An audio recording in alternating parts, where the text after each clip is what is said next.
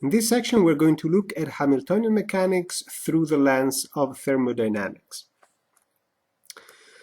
We're still going to be talking about determinism and reversibility, so the final state is a function of the initial state. But note that it's a function of only the initial state, or that it's not a function of anything else.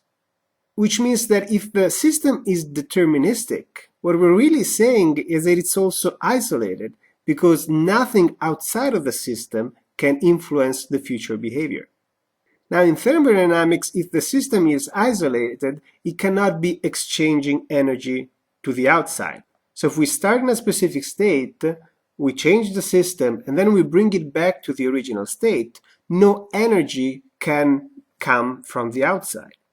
And if the system is reversible in the thermodynamic sense, then no energy can be lost to heat. So if the system is truly deterministic and reversible, so it's truly isolated, we cannot have any energy loss. So how does that work in the math?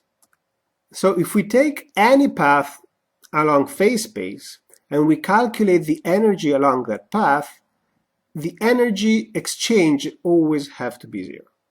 So we can divide the energy in the kinetic and the work.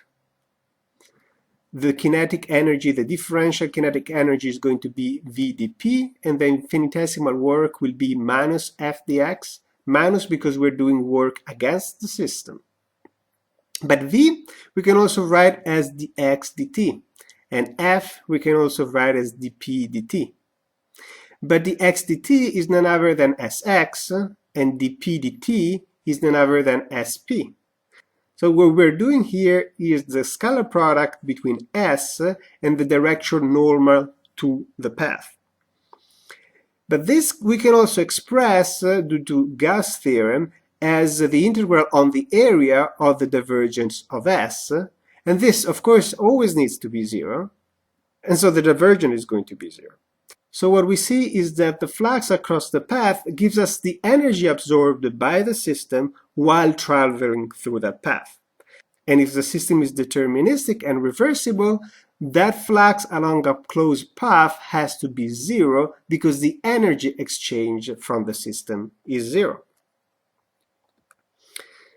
So how can we go from the divergence equals zero, the flux equals zero, to our potential H? Well, suppose that we have a path, a closed path, and we take 2 points, P1 and P2. It's clear that the flux going through here is going to be equal the flux going through this part, so that the total is going to be zero. Now, if we keep this side the same, and we change the other sides, we still are going to have that for each of the complete loop, the sum is going to have to be zero. So this part has to be equal to this part, which was equal to this part, and it's going to have to be equal to this part, and so on. So what we have is that the flux across a line is path independent. It only depends from the initial point and the final point. This means that we can define a potential in such a way. We take a particular point to be our reference, and we set our potential H to be zero there. And for any other point, the H at that particular point is going to be the flux from the reference to that point. Now remember that the flux is really our energy, so what our potential H is going to tell us, it's the amount of energy that we're required to put into the system from going to our origin to that particular point. So now we have seen another way to look at Hamiltonian mechanics for 1 degree of freedom. In the math, it was all about preserving the area in phase space. In terms of measurement, it was about preserving the uncertainty. And in terms of thermodynamics, instead, it's about preserving energy.